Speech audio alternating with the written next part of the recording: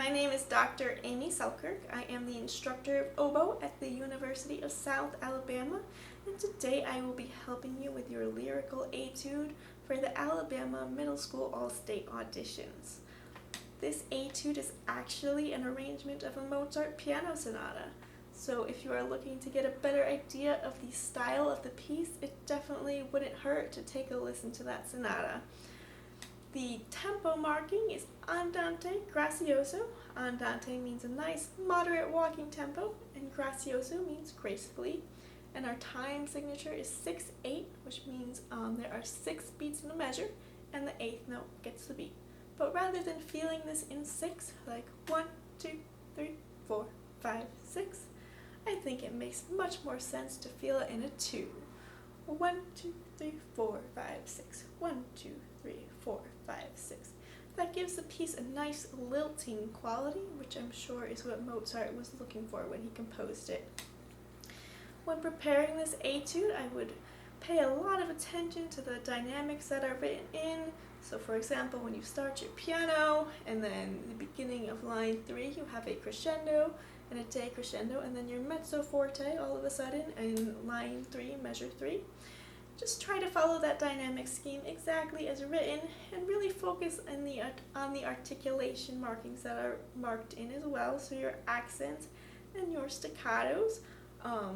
Don't think of the accent as a very heavy tongue accent, but more of an air accent. So for example, this is line 4, measure 2, and measure 3. When you have those G's with the accents over them, you want to just have a little bit more energy behind your air at the very beginning of that G.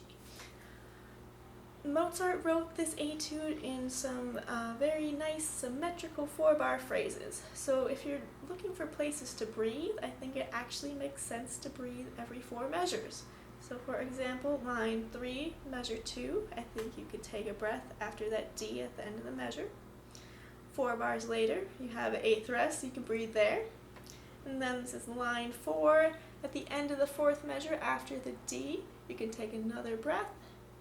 And then the final line of the etude, this is line 3, after the E at the end of the measure, you can take another breath. But when you do take these breaths, be careful not to chop the end of the note before it. So you want to actually taper the note, have a nice beautiful ending to it, and then take a quick breath, and then resume playing. It's a tendency for young players to chop the end of a note before they breathe, like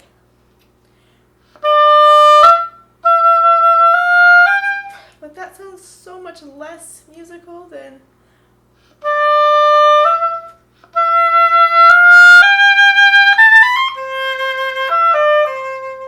and we want this etude to be as musical and lyrical as possible.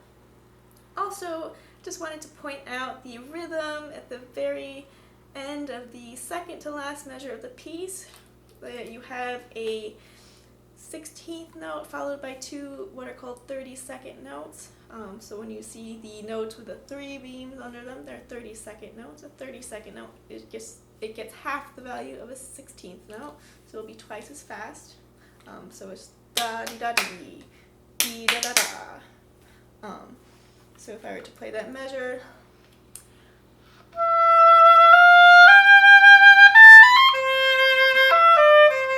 I think sometimes students see a lot of heavy black lines and it just freaks them out, but it's a nice symmetrical rhythm really. It's just a 16th note followed by 2 even 30-second notes.